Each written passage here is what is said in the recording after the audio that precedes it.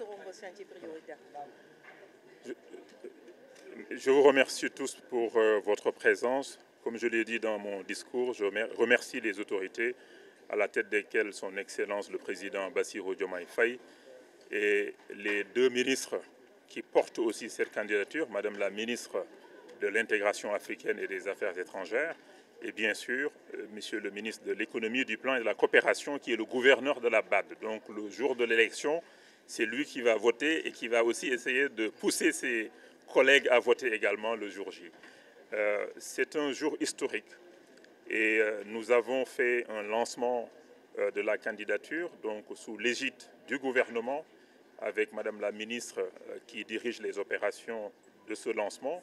Et comme je l'ai dit également dans mon propos, ce que je souhaite, c'est d'avoir le soutien de tous les actionnaires de la banque, qu'ils soient africains ou non africains.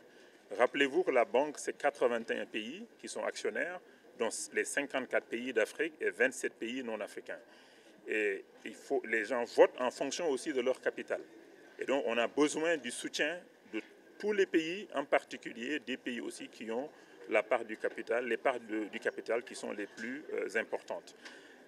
Mes priorités pour la BAD, comme je l'ai dit dans mon propos, c'est d'abord de renforcer les capacités internes de la BAD.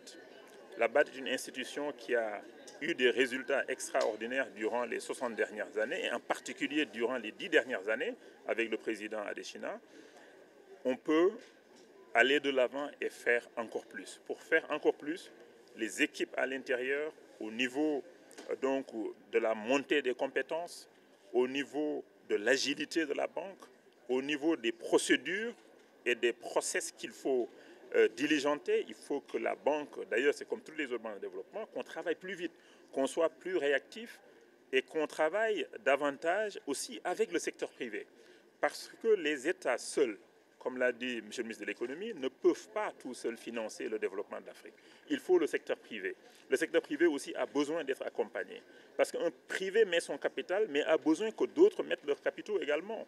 Et les banques de développement peuvent être là pour apporter les capitaux à des conditions très avantageuses donc pour le secteur privé. C'est pourquoi je souhaite, dans mon mandat, si je suis élu, c'est vraiment de renforcer les capacités de la banque à augmenter drastiquement les opérations du secteur privé en prenant un peu plus de risques, mais sans remettre en cause la notation 3A de la banque. C'est la notation la plus importante au monde, il faut la maintenir.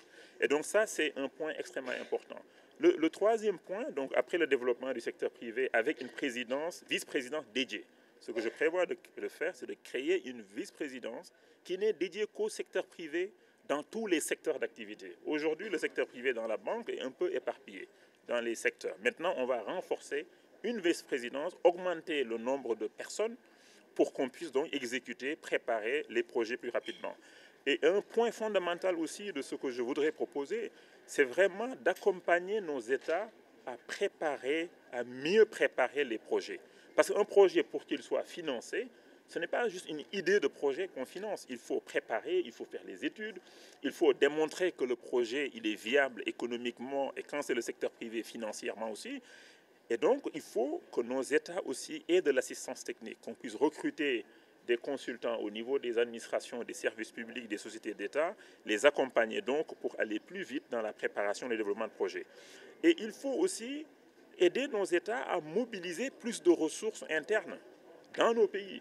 Il y a des ressources publiques qu'on peut mobiliser davantage en luttant contre les flux financiers illicites, en élargissant l'assiette fiscale, sans taxer toujours les mêmes. Il faut élargir pour que tout le monde paye l'impôt et paye un peu. Et donc, ce qu'on veut faire, en fait, on va aider les États qui souhaitent faire ce genre de réformes à réussir ces réformes pour augmenter leur capacité à mobiliser des recettes. Et quand vous mobilisez plus de recettes, votre crédibilité sur les marchés augmente. Vous pouvez lever des financements sur le marché à des conditions plus avantageuses. Il faudra également mobiliser l'épargne en Afrique. Vous savez qu'en Afrique, il y a 2500 milliards de dollars de fortune, d'argent disponible qui appartient à des gens riches dans le continent. C'est 2500 milliards de dollars, c'est énorme. Mais cet argent-là est investi à l'étranger, c'est investi dans d'autres pays, c'est investi dans d'autres instruments. Il faut canaliser ces ressources dans l'investissement productif, dans le soutien aux États, aux projets publics également, le soutien au secteur privé. Donc la BAD va avoir des programmes pour mobiliser ce genre de ressources. Et enfin, c'est d'augmenter la capacité de mobilisation de ressources de la banque elle-même. Parce que pour financer tous nos besoins, pour que la banque puisse encore soutenir davantage et le secteur privé et le secteur public, il faut qu'elle puisse mobiliser des ressources, comme on dit, à l'échelle. Pour cela, il faut renforcer des instruments de capitaux hybrides. C'est un capital qui permet, c'est des fonds qui permettent à la banque de prendre plus de risques et de lever plus de fonds. Mais également de travailler avec des partenaires pour faire ce qu'on appelle du Fonds africain de développement, un fonds qui va sur les marchés pour mobiliser des recettes. Le monde entier va vers les marchés financiers pour mobiliser des recettes, des ressources, des financements. Les pays africains doivent aussi pouvoir aller sur les marchés pour mobiliser des ressources à des conditions très favorables comme le font beaucoup de pays. Pour cela, il faut plus de recettes de l'État, plus de crédibilité, plus de projets également bancables et la BAD peut mettre son bilan sur la table pour accompagner les États aussi à aller sur le marché pour lever des fonds et se financer sur le marché financier.